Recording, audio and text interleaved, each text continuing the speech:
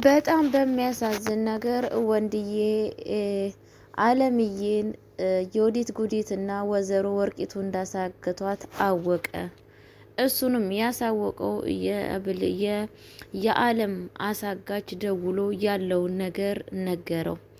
ወንድዬ ደግሞ እናቱ እግር ስር ወድቆ እናቴ ይቅር በይኝ በድዬሻለሁ፣ ያንቺን ነገር የምትይውን ነገር ብሰማ ኑሮ እዚህ ደረጃ አልደርስም ብሎ በጣም በሚያሳዝን ነገር እናቱን ይቅርታ ጠየቃት። ሰላም ሰላም ብያለሁ። ውድ የተከበራችሁ እንዴት ናችሁ ቤተሰብ? ሰላም ናችሁ? አለው እግዚአብሔር ይመስገን።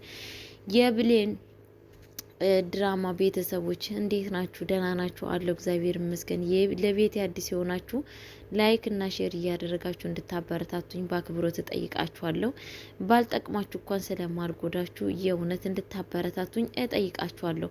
በጣም በሚያሳዝን ነገር እንግዲህ ወይዘሮ ወርቂቱና እንደዚህም ደግሞ ልጇ የወዲትና ጉዲት የምትባሏ ሴትዮ በክፋት አንደኛ ሁሉንም ሰዎች ሳስለቅሱ ሲያዛዙን የነበሩ ሰዎች ዛሬ ደግሞ እነሱ በጣም ራሳቸው አልቃሽና ዛሬ ደግሞ የማይወጡበት ቅርቃር ውስጥ ገብተው ይገኛሉ ማለት ነው። እዚህ ደረጃ ደግሞ እያደረሳቸው የራሳቸው ስራ ነው ማለት ነው። ለሰዎች ጉድጓድ ሲቆፍሩ የነበሩ ሰዎች ዛሬ ራሳቸው ገብተውበት ይገኛሉ ማለት ነው። በጣም በሚያሳዝን ነገር በቀል ማለት እንደዚህ ነው።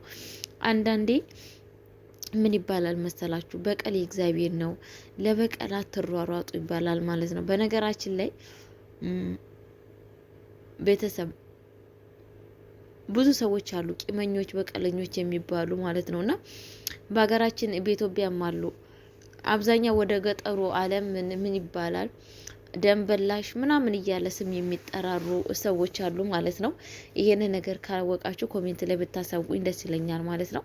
ደንበላሽ፣ አንቺ ምን፣ አንተ ምን እየተባባሉ የሚባባሉ ሰዎች አሉ ማለት ነው። እና ይብን የዲስ ስም ራሱ ደንበላሽ ተብሎ እስከሚጠራ ድረስ ማለት ነው። ለምን አንድ ሰው በዘራቸው ከሞተ የአንደኛውን ዘር መግደል ማለት ነው። ግን ይሄ ነገር ምን አይነት ፍትሐዊ ነው? ፍትሐዊ አይደለም ሲባል በጣም የሚያስጠላ የቆሸሸ አስተሳሰብ፣ በጣም በሚያሳዝን ነገር የእውነት ነው የምላችሁ። እንደዚህ አይነት ሰዎች አስተሳሰብ ያላችሁ ሰዎች የሴጣናዊ አስተሳሰብ በጣም ፈጣሪ የማይወደው አስተሳሰብ ውስጥ ነው ያላችሁት ማለት ነው። ይሄ ለፈጣሪ በፈጣሪ ዘንድ በጣም የሚያስጠላና በጣም የሚያስቀፋ ማለት ነው። ምክንያቱም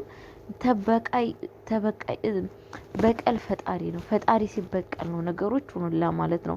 እግዚአብሔር የሚመራውን ነገር ለምን እኛ ሰዎችን እንበቀላለን ማለት ነው።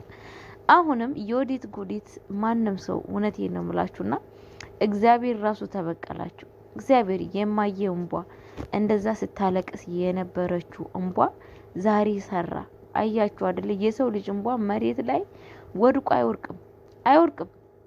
አያችኋል? በየወዲት ጉዲትና በወይዘሮ ወርቂቱ ማየት ትችላላችሁ። ትናንትና እንደዛ ስታሰቃያት ምግብ ስትከለክላት አይደለም እሱ ቀርቶ አለም በራሷ አይገዛችሁን በራሷ ገዝታ ያመጣችሁ እንቁላል ሰርታ ለማየ ልታቀርብላት ስትል እንዴት እንዳደረገቻት አይታችኋል። ምግቡን ጥርቅም አድርጋ ብልትን ያደረገችባት ማለት ነው። በጣም በሚያሳዝን ነገር እማዬ የምትበላው አጣ በችጋር እየሞተች በችጋር እያዘነች ማለት ነው። ይሄ ሁላ ለምንድን ነው? ይህ ግፋ ግፍ እንደዛ እየሰደበቻት፣ እንደዛ እየዘለፈቻት፣ እንደዛ እያንቋሸሸቻት፣ አንቺ ድንጋይ፣ አንቺ ቅርስ፣ አንቺ ምን እያለቻት ማለት ነውና የምትበላውን ነገር ራሱ እየከለከለቻት፣ ግን ዛሬ እግዚአብሔር በእጃ ዙር እየተበቀሰው ፈጣሪ እየተበቀለላት ይገኛል ማለት ነው። ያ አጋች እውነቴን ነው የምላችሁ፣ አጋች ብለን አረመሌ ልናደርገው አንችልም። እሱ ማለት እንደ መላክ አስቡት። እውነቴን ነው የምላችሁ። የሰው ግዳት ባያሳዝነኝም፣ የሰው ማልቀስ ባያሳዝነኝም፣ ግን ደግሞ ምንድነው መማር አለባት ወይዘሮ ወርቂቱና እቺ እንትና የምትባለው ሴትዮ የወዲት ጉዲት በጣም መማር አለባቸው። አለበለዛ ግን ካልተማሩ፣ አለበለዛ ግን እንደዚሁ ከቀጠሉ አይደለም ለቤተሰብ ቀርቶ ለአገርም ጠር ናቸው። አገርም ማለት ነው አገር ሰፈር የሚያጠፉ ሰዎች ናቸው ማለት ነው እነኚህ ሰዎች ማለት ነው። ምክንያቱም እንደዚህ አይነት ሰዎች ናቸው ዛሬ ሀገራችን አጥፍተው ያለ ስም ሰጥቶን በዘረኝነት አባልተውን በተለያየ ነገር ሀገራችን ኢትዮጵያን እያስጨረሱ አሉት። እንደዚህ አይነት ጨካኝና ጨካኝ አረመኔ ሰዎች ናቸው ማለት ነው። እውነቴን ነው የምላችሁ። እንደዚህ አይነት ሰዎች ደግሞ የራሳቸው እንትናቸውን ማግኘት አለባቸው፣ ቅጣታቸው ማግኘት አለባቸው ማለት ነው። እንግዲህ ወይዘሮ ወርቂቱ ምንድን ነው ችግር ውስጥ ገብታለች። ያው ችግሩ ደግሞ ያስገባት ራሷ ችግር ፈጠራ ብላ ቆፍር ያወጣችው ችግር ነው ማለት ነው። አንዳንድ ሰዎች መልካም ነገር ያስባሉ። እነሱ ችግር ሲያስቡ ህይወታቸው ሁላ በችግር ሆኖ ይገኛል ማለት ነው። አሁን እንግዲህ 23 ሚሊዮን ተጠይቃለች። የ23 ሚሊዮን ከየት ይምጣ? የ23 ሚሊዮን ካልመጣ ደግሞ የወዲት ጉዲት ከታገተችበት ማንም የሚያስለቅቃት የለም። ሁለተኛ ደግሞ በእጁ ላይ መረጃ አለው። በጣም በሚያሳዝን ነገር የማይወጡበት ጉድጓድ ውስጥ እንቅርቃር ውስጥ ገብተው ይገኛሉ ማለት ነው። ማናማ የወዲት ጉዲትና ወይዘሮ ወርቄ ማለት ነው። እንግዲህ በጣም በሚያሳዝን ነገር ያዙ ይልቀቁኝ እያሉ ይገኛሉ ማለት ነው። ግን ደግሞ ምንም ነገር የሚያዋጣቸው ነገር ስላሌለ እሱ ያላቸውን ነገር እየታዘዙ ቁጭ ብለዋል ማለት ነው። እንግዲህ በስተመጨረሻ ወንድዬም ወደ እነሱ ቤት ሄዶ ነበረ ሚስቱን ፍለጋ። ግን ወይዘሮ ወርቂቱ እንግዲህ ሙልጭ አድርጋ እሱንም እናትየዋንም ስድብን ያደረገችው ማለት ነው። እንግዲህ ወንድዬ ወንድ ሆኖ ባንሰሙ ትናንት በክፍል 25 በጣም አስደስቶናል። ምክንያቱም ሙልጭ አድርጎ ነው እየሰደባት። አርፈሽ የምትቀመጭ ከሆነ ተቀመጪ፣ አለበለዛ ግን እናቴን አንድች ነገር የምትናገሪ ከሆነ ይሄንን ምላስሽን ቆርጬ ነው የምጥልልሽ። እናቴ ማለች ለኔ ምን አይነት እንደሆነች ላንቺ ሳይሆን ለኔ ነው የሚገባኝ። እናቴ እኔ ስታሳድገኝ ብዙ መስዋዕት ሰውታና ብዙ መከራ አይታን ያሳደገችኝ ለኔ ውብና በጣም ቆንጆ እናት ነኝ ያለችኝ ብሎ ለሷ ልክ ልኳን የነገራት ማለት ነው። እሷ ደግሞ ያንተ እናት እኮ ምን አይነት እንደሆነች ሰፈሩን እስቲ ዞር ዞር በልና መጠየቅ ትችላለህ። ስለ አመዳም ስለሆነች ነው እኮ ከድርም ከሾንጎም ያባረሯት። ነገ ግን እናትህ ብትሞት ማን ነው የሚቀብርልክ? ብቻ ክልት ቀብራት ነው እያለች ነበረ ማለት ነው። እንግዲህ ወንድዬ በጣም ነበረ የተናደደው ከምታስቡ በለጠ። በጣም በንዴት ውስጥ ነው። ወርቄ እያላት ነው ራሱ ያናገራት። ወይኔ እንግዲህ ታለቃ ታውቃላችሁ። የትዬ ወርቂቱ ነገር ምንድን ነው? ትናገርና ተመልሳ ደግሞ ለምን ተናገራችሁን ትላለች ማለት ነው። እና ወርቂቱ ስላት እንዴት ወርቂቱ ትለኛለህ? ወይኔ ዋለች ማለት ነው። ክብሬ ነካ ብላ ነው። ክብርሽን መጠበቅ ያለብሽ አንቺ ነሽ እንጂ እኔ አይደለሁም። አንቺ አልከኝ ብለክ አንቺ አልከኝ። ለነገሮች ልጄ ነች ያዋረደችኝ፣ በልጄ የተነሳ ነው የተዋረድኩት ምናምን እያለች ነበረ። አይ ልጅሽም አይደለም ያዋረደችሽ ራስሽ ነሽ ወርደታም።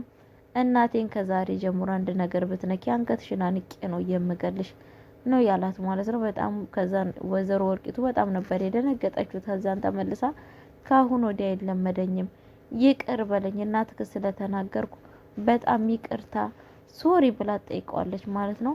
እንደዛ ብትይ ነው የምሻለሽ፣ ግን አለበለዛ እናቴን የሆነ ነገር እናገራለሁ ብትይ ነፍስሽን ነው የማሳጣሽ ብሎ ነው ያላት ማለት ነው። ከዛ ወደ ቤት ውስጥ ከተመለሰ በኋላ ከነኝ ሴጣን ዘሮችን የምንፈልጋለሁ የምፈልገው ልጄን ብቻ ነው እንጂ ምንም ነገር ከነኝ ሰዎች እኔ ምናቸውም ደስ አላለኝ፣ ምንም ነገር አልፈልግም እያለ ይገኛል ማለት ነው። ወንድዬ በጣም በሚያሳዝን ነገር በጣም ነው እየተናደደባቸው ማለት ነው። ምክንያቱም ስራቸውም የሚያናድድ ነው። ወይዘሮ ወርቂቱና ወይዘሮ እንትና የሚሰሩት ስራ በጣም አናዳጅ፣ በጣም ሰዎችን የሚያናድድ፣ በጣም ሰዎችን የሚያስከፋ ስራ ነው የሚሰሩት ማለት ነው። ግን ደግሞ አሁን የማይወጡት ቅርቃር ውስጥ ስላሉ ምንም ችግር የለውም። እንግዲህ አለምዬም ተፈታለች ማለት ነው። አለምዬ ፈታ እያለች ነው ማለት ነው። ለአለም የታሰበው እንግዲህ ወርቄት ራሷ የወዲት ጉዲት ገብታበት ቁጭ ብላለች ማለት ነው። የወዲት ጉዲት በአሁኑ ሰዓት በጣም ነው ግራ ይገባት። ምክንያቱም ያንን ብር ከየት ማምጣት እንዳለባት በጣም እያሰበች ነው። ምክንያቱም ራሷም ገባ ወታ ብትሸጥም ያንን ብር የምታወጣ ሰው አይደለችም ማለት ነው። ወይዘሮ ወርቂቱን ቤቴንም አልሸጥም ለዚህ ብላ እያለች ነው ማለት ነው። በአሁን ሰዓት እንግዲህ ግራ ገብቷቸው ራስ በራሳቸው እየተማታባቸው ይገኛል ማለት ነው። አጋቹም እንግዲህ ቁጭ ብድቅ ስነ ስርዓትን በስነ ስርዓት እያሳደጋቸው ይገኛል ማለት ነው። እንግዲህ ያው ምን ይደረግ የወዲት ጉዲትና ወይዘሮ ወርቂቱን ማደግ በነበረባቸው ሰዓት ሳያድጉ ቀሩ። አሁን በስተርጅና እንግዲህ አጋቹ እያለም እያጋች እንግዲህ ሀሁ እያላቸው እያስተማራቸው ይገኛል። ስለ ህይወትም ስለ መልካምነት ስለ ቅንነት እያስተማራቸው ይገኛል። የሚማሩ አስተዋይ ከሆኑ ይማራሉ፣ አለበለዛ ደግሞ መቼም ሊማሩ አይችሉም። አንዳንድ ሰዎች እወቃለው በ40 ቀኑ ያውቃሉ፣ ቀዳለው በ90 እድሜው አያውቅም ነው የተባለው። እንደዛ የሚባል ተረት አለ በነገራችን ላይ ማለት ነውና ነገሮቹን የሚያስተውል ሰው በትንሽ ነገር ያስተውላል። አለበለዛ ግን ማስተዋል ያቃታቸው ሰዎች መቼም ሊያስተውሉ አይችሉም ማለት ነው። ይብን ታስታውሳላችሁ በክፍል ስንት ነው የወዲት ያየችውን ህልም አይታችኋል አይደለ? አንዳንዴ እኮ እውነቴን ነው ብላችሁ ህልም ስናይ ማለት ነውና ለኛ ሁሉ መልካም ነገር ህልም አለ። ነገ እኛ በህይወታችን ላይ ምን እንደሚያጋጥመን ካለን ከዚህ ከመጥፎ ነገሮች ውስጥ መቆጠብ እንዳለብን ያሳየናል። አንዳንዴ ደግሞ ህልም ከሴጣን አለ፣ አንዳንዴ ህልም ደግሞ ከፈጣሪ አለ። ያንን ህልሙን እንኳን አይታ ብትረዳ በጣም መልካም ነበረ። ግን ደግሞ እሷ ክፋተ በዛውን የቀጠለችበት ማለት ነው። የወዲት ጉዲት ማለት ነው እንግዲህ ከእናትየዋ ጋር ራሱ እስከ መጣላት ነው የደረሰችው ማለት ነው። እንግዲህ አስቻለው ደግሞ ወዴት እንደጠፋ ባይታወቅም አስቻለው ቢመጣ እኔ እውነቴን ነው የምላችሁ በጣም ነው ደስ የሚለኝ። በነገራችን ላይ እሱስ እናቱ እንደዚህ ጣጣ ውስጥ በመግባቷ ቢሰማ ኑሮ ምን አይነት ስሜት እንደሚሰማው እንግዲህ እስከሚመጣ መጥቶ እስከሚመጣ ድረስ በተስፋ እየጠበቅ ነው እንገኛለን ማለት ነው። ቤተሰቦቼ የእናት ግፍ ድራማ እንግዲህ በአሁን ሰዓት የሚያስደስትና ትናንትና እየተከፋን ትናንትና እያለቀስን የምናየው ድራማ ዛሬ ግን ፈታ እያልን እየሳቅን ይገባታል እያልን ማዳመጥ ጀምረናል ማለት ነው። እንግዲህ ፍትህ ለእንደዚህ አይነት ሰዎች ለተጨቆኑ ሰዎች ፍትህ በእንደዚህ አይነት ህይወት ለሚኖሩ ሰዎች ፍትህ ያስፈልጋል ማለት ነው። ለነ የወዲት ጉዲት እና ለነ ወርቂቱ አይነት ሰዎች ደግሞ ቅጣት መሰጠት አለባቸው። ምድራዊ ቅጣትም የሰማይ ቤት ቅጣት ደግሞ ፈጣሪ ለንሳ እንዲያበቃቸው ምኞታችን ነው። እንደዚህ አይነት ሰዎች ተብዮቹ እና ቤተሰብ ለቤት አዲስ የሆናችሁ ሁላችሁም ላይክ ሼር እያደረጋችሁ እንድታበረታቱኝ በአክብሮት ጠይቃችኋለሁ። ሰላማችሁ ዛልኝ